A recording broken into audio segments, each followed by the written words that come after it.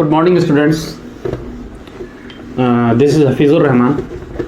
Today we are going to study 12th class physics. So सबसे पहले हम 12th class physics का basic ये समझते हैं कि 12th की जो फिजिक्स है उस फिजिक्स के अंदर हमें क्या क्या पढ़ना है.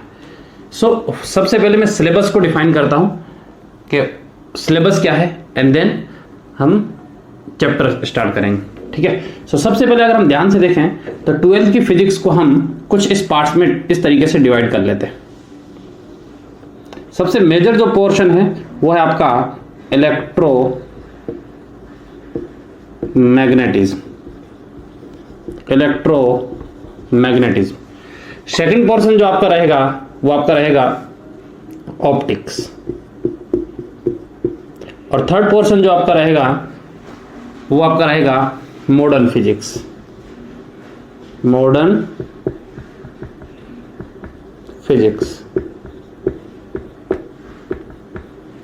एंड फोर्थ पोर्शन जो आपका रहेगा वो रहेगा इलेक्ट्रोमैग्नेटिक वेव्स. 12th की फिजिक्स को हमने 4 पार्ट में डिवाइड किया. Physics 12th class. 11th physics के अंदर जो हमने पढ़ा उसके अंदर जो चीजें थी वो आपकी हम क्लासिकल फिजिक्स पढ़ी थी 11th क्लास के अंदर, क्लासिकल फिजिक्स. और यहां हम जो फिजिक्स पढ़ेंगे ऐसी फिजिक्स पढ़ेंगे जिसके अंदर जो टर्म है वो इनविजिबल ज्यादा होगी. जैसे सपोज हम चार्ज के बारे में पढ़ेंगे तो इसको हम डिवाइड करते हैं. इलेक्ट्रोमैग्नेटिज्म में हम चार्ज की स्टडी करते हैं. ऑप्टिक्स में हम लाइट की स्टडी करते हैं. ठीक है. और मॉडर्न फिजिक्स में हम ऐसे पार्टिकल की स्टडी करेंगे जो कि लाइक इलेक्ट्रॉन है, प्रोटॉन है, न्यूट्रॉन है.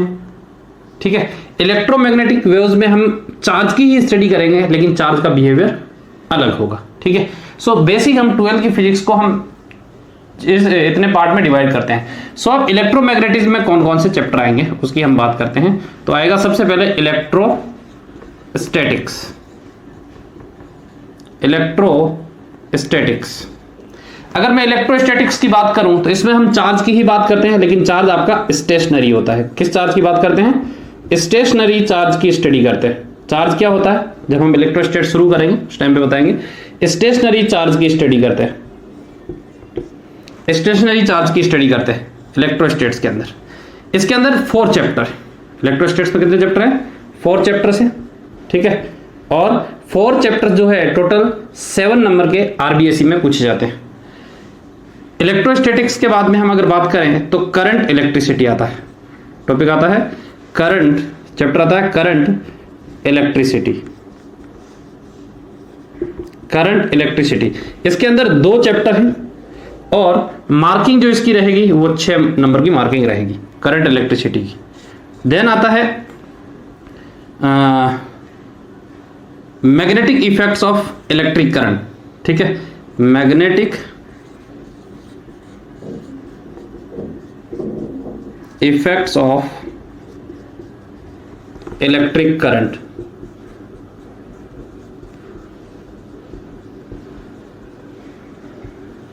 Magnetic effects of electric current ये आपका अगेन 6 नंबर का रहेगा. ठीक है. मैग्नेटिज्म एक ही चैप्टर है इसके अंदर. देन हमारा आता है मैग्नेटिज्म.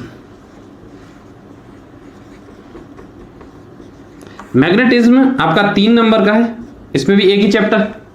ठीक है. मैग्नेटिज्म के बाद में हम पढ़ते हैं EMI, इलेक्ट्रोमैग्नेटिक इंडक्शन में भी हम चार्ज की स्टडी करते हैं. इलेक्ट्रोस्टैट्स में चार्ज स्टेशनरी होगा. करंट इलेक्ट्रिसिटी में चार्ज आपका कांस्टेंट वेलोसिटी से मूव करेगा. मैग्नेटिक इसके अंदर भी चार्ज कांस्टेंट वेलोसिटी से मूव करेगा. मैग्नेटिज्म में भी. और EMI हमारा 4 नंबर का. And then AC alternating current और ये भी आपका 4 नंबर का. सो ये आपका इलेक्ट्रोमैग्नेटिज्म डिवाइड हुआ. इलेक्ट्रोमैग्नेटिज्म के अंदर इलेक्ट्रोस्टैट्स फर्स्ट पोर्शन आएगा जो कि आपका स्टेशनरी चार्ज की स्टडी करेंगे जो 4 चैप्टर है इसके अंदर और 7 नंबर का है. देन करंट इलेक्ट्रिसिटी में हम 2 चैप्टर है और ये 6 नंबर के. Magnetic effects of electric current आपका 6 नंबर का है और 1 चैप्टर है इसके अंदर. ठीक है.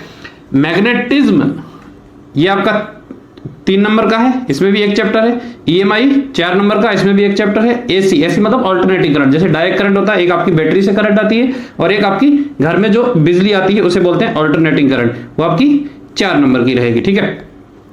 अब आता है ऑप्टिक्स। ऑप्टिक्स में 2 चैप्टर आते हैं, ऑप्टिक्स में 2 चैप्टर आते हैं, ठीक है। इसको पहले नोट करेंगे थोड़ा सा, उसके बाद में मैं इसको थोड़ा सा इरेज करके ऑप्टिक्स के बारे में लिखाता हूं, ठीक है। सो ये नोट कर लेंगे, इसको इरेज करते हैं। ऑप्टिक्स के बारे में, ऑप्टिक्स में हम क्या पढ़ने वाले हैं? ऑप्टिक्स में जो है स्टडी ऑफ लाइट, लाइट की स्टडी करते हैं, लेकिन इसके अंदर लाइट 2 तरीके से, 2 ऑप्टिक्स में हम डिवाइड करते हैं। एक है रे ऑप्टिक्स और एक है आपका वेव ऑप्टिक्स, एक है वेव ऑप्टिक्स। ये दोनों मिला के 9 नंबर के पूछे जाते हैं, दोनों मिला के 9 नंबर के पूछे जाते हैं, ठीक है। दोनों मिला के 9 नंबर। रे ऑप्टिक्स में हम लाइट को रे मानेंगे, वेव ऑप्टिक्स में हम लाइट को वेव मानेंगे, ठीक है।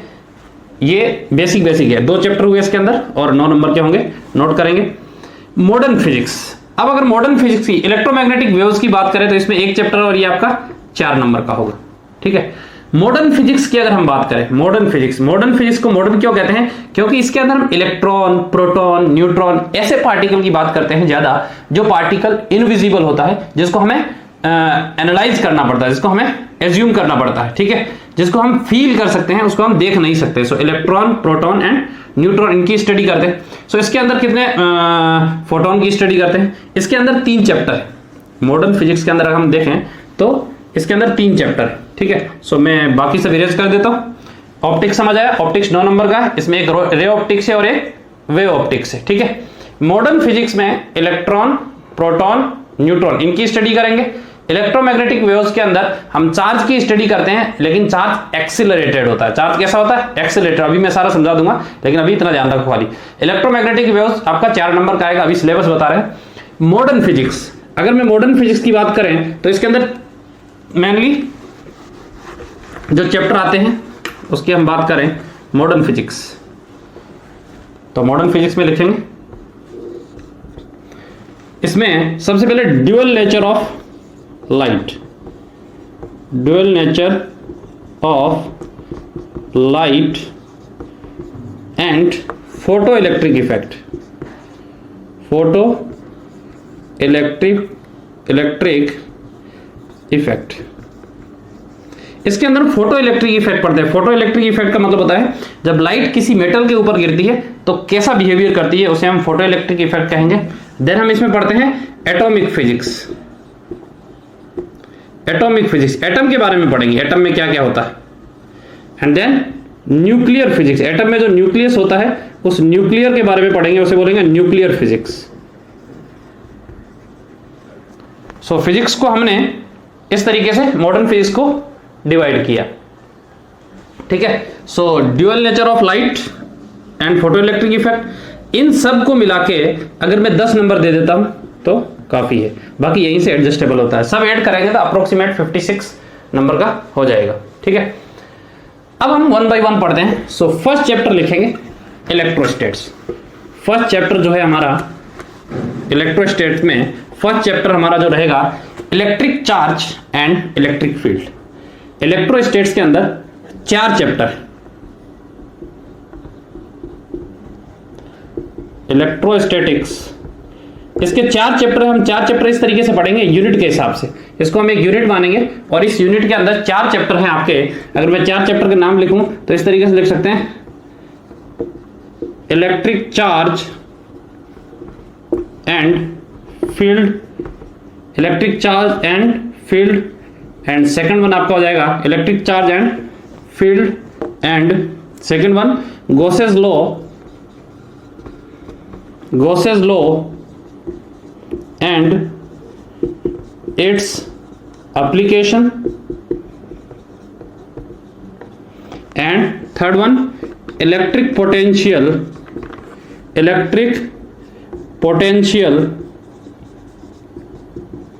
एंड फोर्थ वन इसमें आता है कैपेसिटेंस या कैपेसिटर।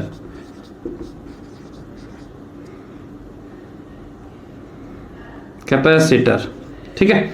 सो ये 4 चैप्टर है, इन 4 चैप्टर को हम इस तरीके से पढ़ेंगे, इस पूरा इलेक्ट्रोस्टेट्स लेके चलेंगे। ये 4 चैप्टर एक साथ कवर होंगे और ये 4 चैप्टर मैंने बताया था कितने नंबर के होंगे, 7 नंबर के। But these four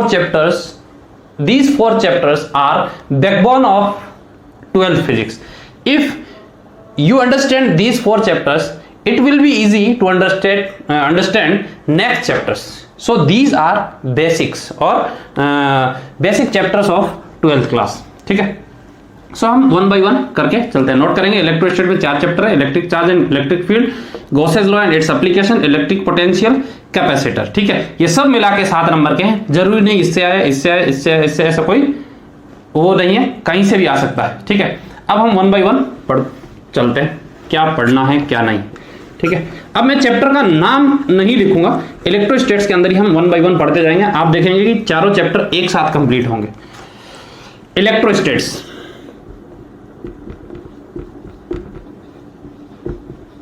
electrostatics. First of all, what is electrostatic? It is the study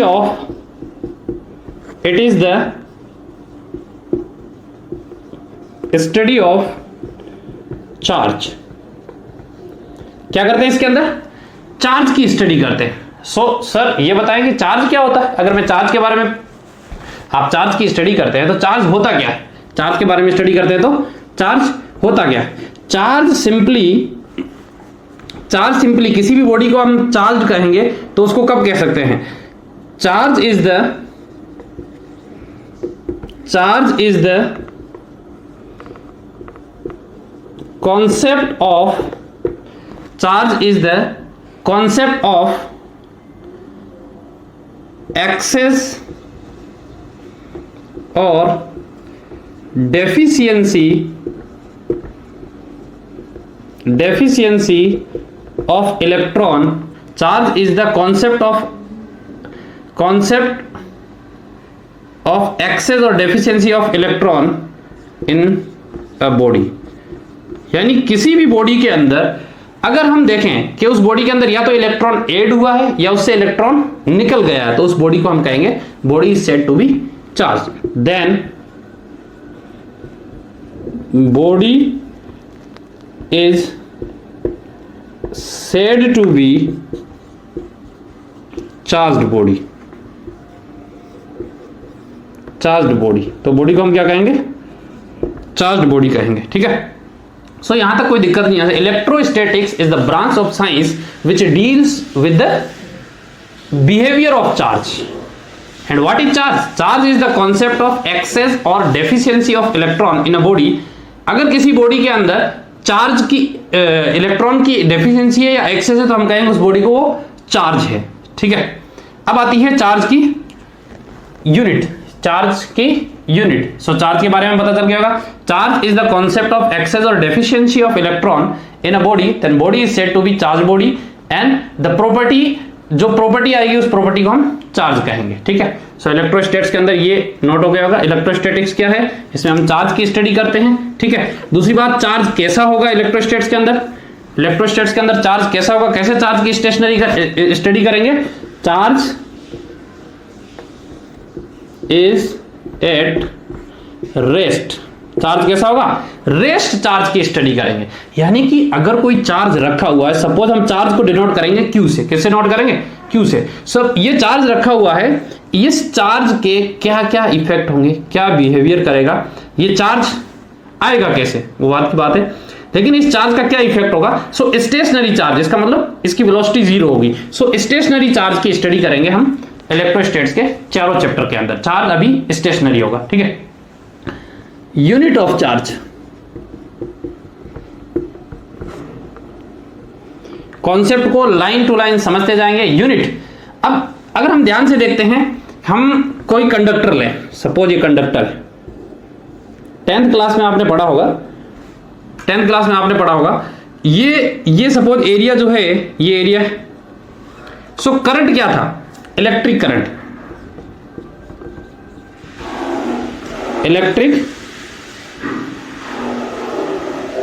electric current क्या था, आई से लिखा था। Electric current is the rate of flow of charge, so Q upon T। Q/T, यानी कि ये जो छोटी सी डिस्टेंस है, इस डिस्टेंस से कितना चार्ज पास किया dt टाइम में। So the rate of flow of charge is called current. अगर मैं चार्ज की बात करूं तो चार्ज यहां से आ जाएगा Q = I × T। अब हमें पता है I मतलब करंट। करंट आपकी एक फंडामेंटल क्वांटिटी है, टाइम फंडामेंटल क्वांटिटी है। करंट की यूनिट क्या होती है हम सबको पता होना चाहिए। करंट की यूनिट होती है एम्पियर इनटू टाइम की यूनिट सेकंड। सो एम्पियर इनटू सेकंड को नाम दिया गया, एम्पियर इनटू सेकंड को नाम दिया गया कूलम। क्या नाम दिया गया? कूलम। एम्पियर इनटू सेकंड को नाम दिया गया कूलम, और उसे लिखेंगे कैपिटल C से। किसे लिखेंगे? कैपिटल C से। आई करंट, सो चार्ज की यूनिट क्या हुई? कूलम। चार्ज की यूनिट क्या हुई? कूलम। चार्ज की यूनिट के बारे में हमें पता चला, चार्ज की यूनिट क्या हुई? कूलम। ठीक है, यूनिट चार्ज की कूलम हुई। अगर मैं यहां से डायमेंशन की बात करूं, किसकी बात करें? डायमेंशन की। चार्ज की डायमेंशन क्या हुई? अगर डायमेंशन की हम बात करें, सो डायमेंशन हुआ m0 l0 a1 यानी t1 a1। ये t1 a1 कहां से लिखा? t मतलब टाइम। टाइम को डायमेंशन के अंदर कैपिटल T से लिखते हैं, करंट को डायमेंशन में कैपिटल A से लिखते हैं। सो m0 l0 ta, इसको याद करने का तरीका है at। सो चार्ज की डायमेंशन हमें पता चली, डायमेंशन पता चल गई। क्वांटिटी कैसी है? Which type of quantity? Which type of quantity? Quantity है स्केलर। कैसी क्वांटिटी है? Scalar quantity. 10th 11th class में आपने पढ़ा होगा कि क्वांटिटी जो है आपकी, फिजिकल क्वांटिटी जो है वो 3 प्रकार की होती है, scalar quantity, vector quantity and tensor quantity. So charge कैसी क्वांटिटी है? Scalar quantity. चार्ज कैसी क्वांटिटी है? Scalar quantity. चार्ज को हम स्केलर क्वांटिटी मानेंगे। अब आते हैं बात टाइप्स ऑफ चार्ज। यहां तक कोई दिक्कत नहीं होनी चाहिए। यूनिट ऑफ चार्ज हमने पढ़ा, यूनिट ऑफ चार्ज क्या होगा? कूलम। उसे कैपिटल C से लिखेंगे। यूनिट ऑफ चार्ज क्या होगा? कूलम। उसे किससे लिखेंगे? कैपिटल C से लिखेंगे। डायमेंशन होगी AT, उसे लिखेंगे कैपिटल A कैपिटल T। किस टाइप की क्वांटिटी है? Scalar quantity.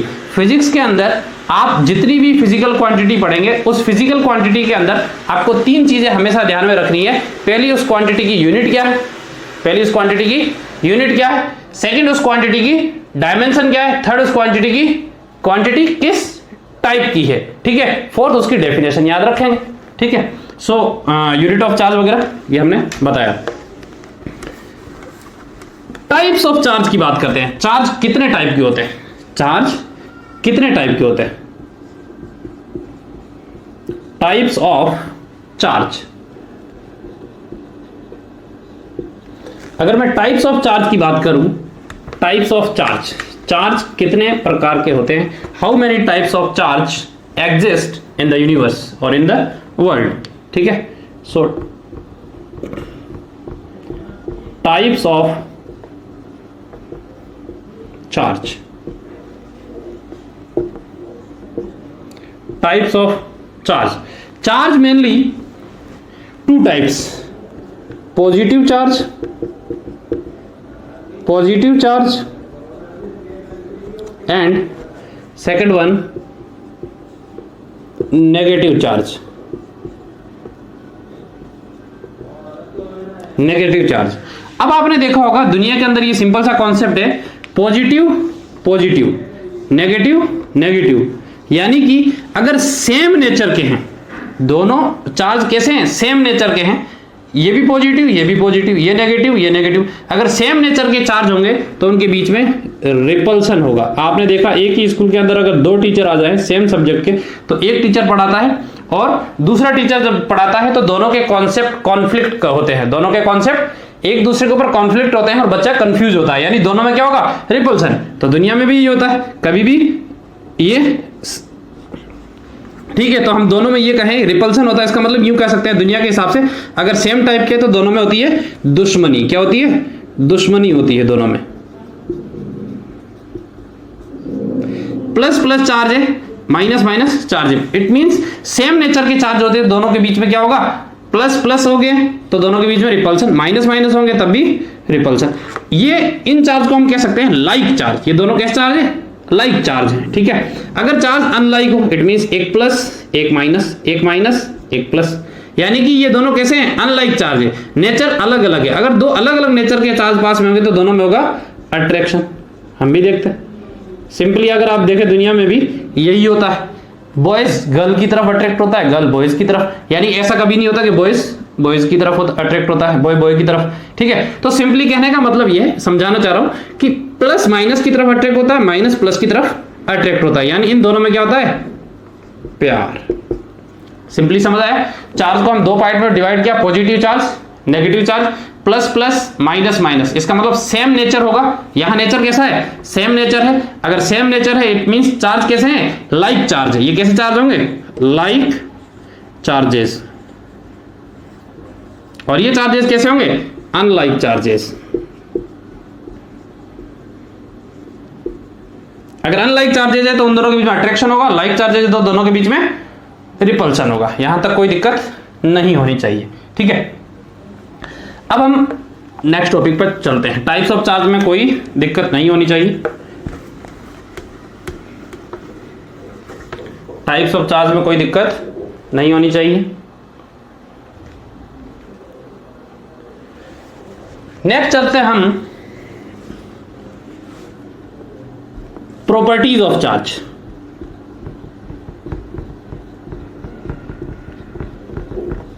Properties of charge, इस दुनिया के अंदर जो भी चीज होती है उसकी कोई प्रॉपर्टी होती है। जैसे सपोज एक कोई आदमी है तो उसकी प्रॉपर्टी क्या होती है?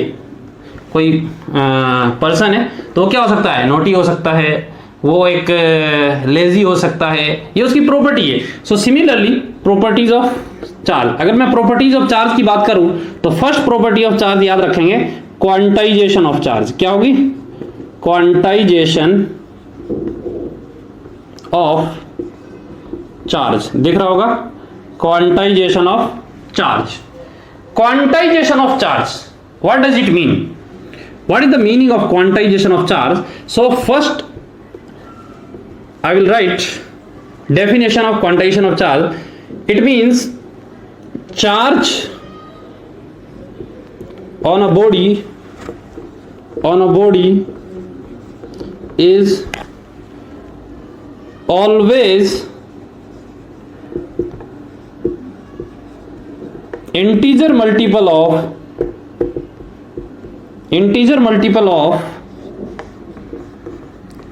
charge of electron.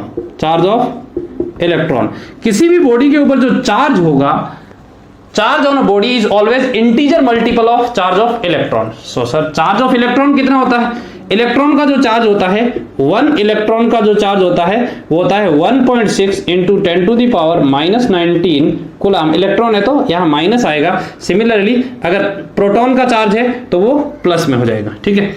अब क्वांटाइजेशन ऑफ चार्ज का मतलब क्या है? यानी किसी भी बॉडी के ऊपर जो टोटल चार्ज होता है वो हम इस तरीके से लिख सकते हैं, प्लस माइनस एन इंटू ई, प्लस माइनस एन इंटू ई। यानी किसी भी बॉडी के ऊपर जो चार्ज है वो आपका हो सकता है plus minus 1 electron, plus minus 2 electron, plus minus 3 electron and so on. लेकिन ऐसा कभी नहीं होगा plus minus 2/3 electron, plus minus 1/3 electron, ऐसा नहीं होगा। So quantisation of charge means charge on a body is always integer multiple of charge of electron.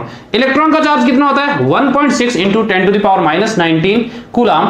Electron जो है, वन इलेक्ट्रॉन जो है वो चार्ज की स्मॉलेस्ट यूनिट है।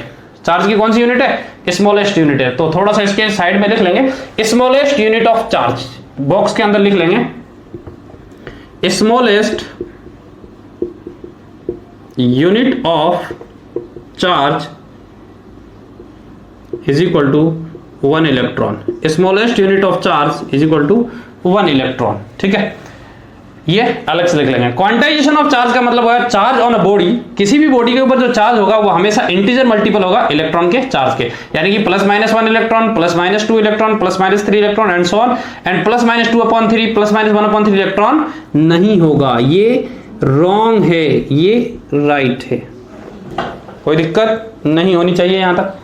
Quantization of charge first property हुई, ठीक है। सेकंड प्रॉपर्टी, फर्स्ट प्रॉपर्टी के अंदर कोई दिक्कत नहीं आनी चाहिए, बहुत इंपॉर्टेंट प्रॉपर्टी थी। सेकंड, कंजर्वेशन ऑफ चार्ज, जैसे आपने पढ़ा होगा second conservation of charge, conservation of energy पढ़ा है, वैसे ही conservation of charge. Conservation of charge का मतलब है charge neither be created nor be destroyed, charge neither created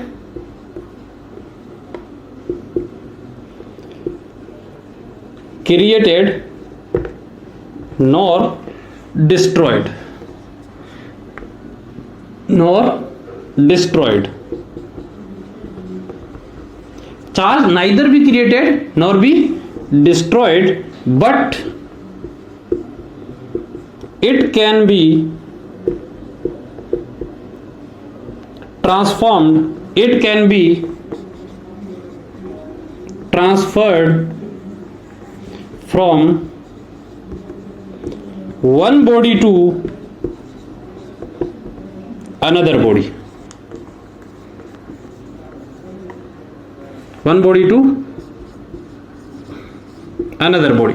charge को क्रिएट नहीं किया जा सकता, डिस्ट्रॉय भी नहीं किया जा सकता। जैसे सपोज आपके पास एक बॉडी है, ये आपने इससे चार्ज निकाला +5 इलेक्ट्रॉन, आपने चार्ज निकाला 5 इलेक्ट्रॉन इससे निकाले तो इसके ऊपर चार्ज आ गया 5 इलेक्ट्रॉन, और 5 इलेक्ट्रॉन आपने किसको दे दिए, इस बॉडी को दे दिए, तो यहां आ गया -5 इलेक्ट्रॉन। लेकिन दोनों का अगर एडिशन करेंगे तो टोटल कितना हुआ, 0। सो चार्ज क्रिएट नहीं हुआ, ये ट्रांसफर हुआ। सो कंजर्वेशन ऑफ चार्ज में charge neither be created nor be destroyed, but it can be transferred from one body to another body. This is the next property of charge. Okay, I think समझ आ गया होगा। Conservation of charge का simple meaning, charge को create नहीं किया जा सकता, डिस्ट्रॉय नहीं किया जा सकता, जबकि चार्ज को एक बॉडी से दूसरी बॉडी पर ट्रांसफर किया जा सकता है। थर्ड वन, सेकंड प्रॉपर्टी भी, थर्ड प्रॉपर्टी लिखेंगे additivity of charge, additivity of charge. Third property लिखेंगे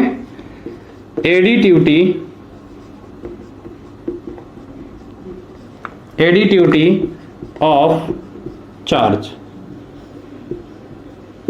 किसी भी बॉडी के ऊपर सपोज चार्ज है इस तरीके से, +1 coulomb, +2 coulomb, +3 coulomb, -3 coulomb, +6 coulomb. So total charge जो होगा वो होगा समीशन ऑफ Q, यानी किसी भी बॉडी के ऊपर कुल चार्ज जो होता है वो उसके ऊपर टोटल चार्ज है उसका अलजेब्रिक सम होता है। सो +1 इन सबको ऐड करेंगे तो लिखेंगे +1 coulomb, +2 coulomb, +6 coulomb, +3 coulomb, -3 coulomb. ऐसा क्यों कर रहे हैं, क्योंकि चार्ज कैसी क्वांटिटी थी, स्केलर क्वांटिटी थी। सो स्केलर की तरह ही ऐड करना है इसको। सो ये टोटल कितना हुआ, 8 कूलाम, यानी इस बॉडी के ऊपर टोटल चार्ज कितना है, 8 coulomb. It means on any body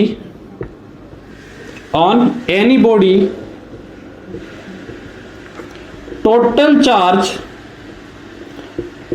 charge is algebraic sum of all charges on it। यानी उस बॉडी के ऊपर जो जितने चार्ज होंगे उन सभी चार्जेस का अगर मैं अलजेब्रिक सम करता हूं, अलजेब्रिक सम का मतलब होता है जैसा दिया है वैसा ऐड करना, तो आपका उसे बोलते हैं एडिटिविटी ऑफ चार्ज। कोई ज्यादा इंपॉर्टेंट प्रॉपर्टी नहीं है, सिंपल समझ आता है कि चार्ज स्केलर क्वांटिटी तो ऐसे ही ऐड करना है, एडिटिविटी ऑफ चार्ज, कोई दिक्कत नहीं होनी चाहिए। Next, charge is invariant. Next है आपका चार्ज इज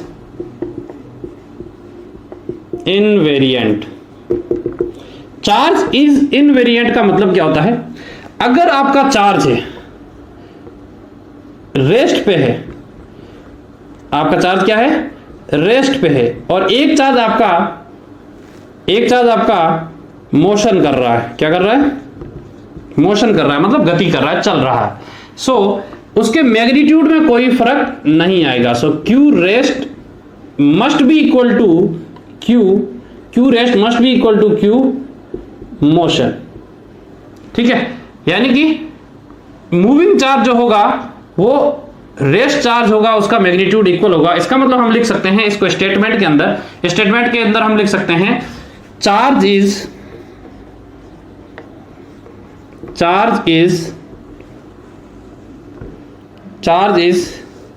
इसको मैं रेज कर रहा हूं, charge is independent of its velocity, यानी वेलोसिटी पे चार्ज डिपेंड नहीं करेगा। It means q rest is equal to q moving, यानी मूविंग चार्ज होगा और रेस्ट चार्ज होगा, उन दोनों का मैग्नीट्यूड में कोई फर्क नहीं आता है, लेकिन मास के साथ ये थोड़ा सा अपोजिट है। यानी कि अगर लिखें but mass of a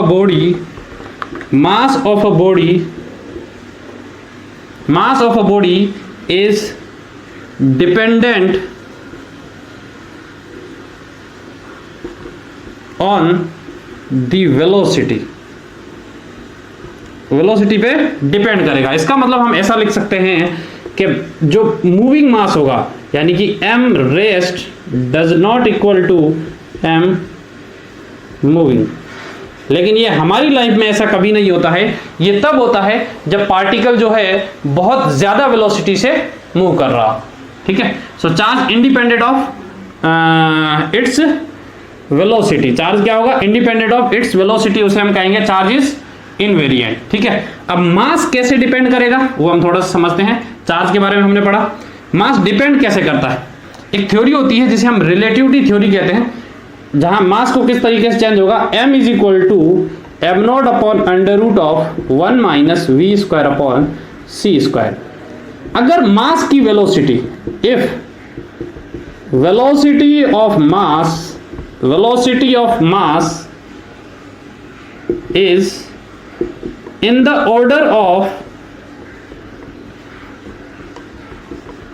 light velocity मतलब जो प्रकाश का वेग होगा उस वेलोसिटी, लाइट की वेलोसिटी के अगर ऑर्डर में अगर वेलोसिटी है, लाइट की वेलोसिटी के ऑर्डर में अगर वेलोसिटी है तो आपका mass change. If velocity of mass is in the order of light velocity then rest mass is different from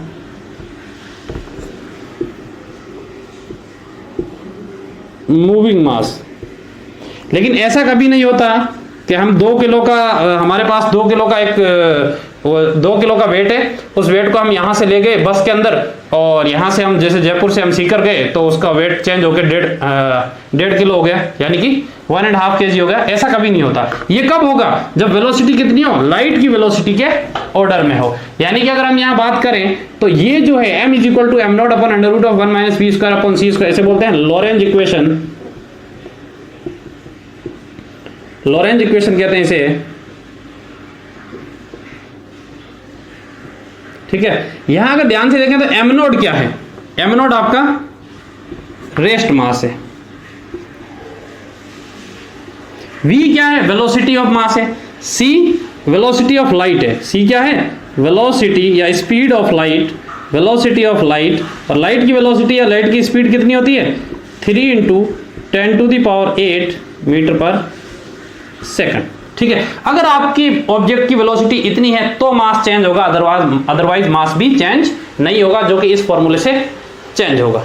ठीक है, आज के लिए इतना काफी है। नेक्स्ट क्लास के अंदर हम जो पढ़ेंगे प्रॉपर्टीज ऑफ चार्ज हमने पढ़ी। ठीक है, प्रॉपर्टीज ऑफ चार्ज पढ़ी। नेक्स्ट क्लास में जो हम पढ़ेंगे वो चार्जिंग ऑफ बॉडी, या फिर यूं कह सकते हैं कूलम्स लॉ पढ़ेंगे। क्या पढ़ेंगे, कूलम्स लॉ।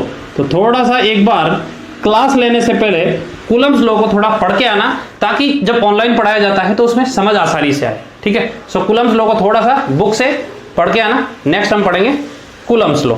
ठीक है, थैंक यू, आज के लिए इतना ही काफी है।